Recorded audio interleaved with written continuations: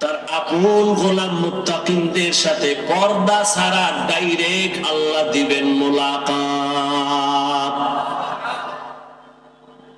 মুত্তাকি কে বলে যে আল্লাহকে ভয় করে?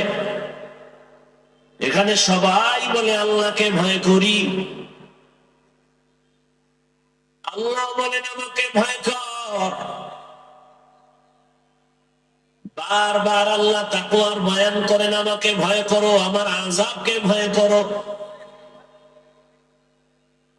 ইয়া আইয়ুহাল্লাযীনা আমানুত্তাকুল্লাহা হাক্কা তুকাতিহ, আল্লাহকে হক আদায় করে ভয় করো। ওয়ালা তামুতুন্না ইল্লা ওয়া আনতুম মুসলিমুন,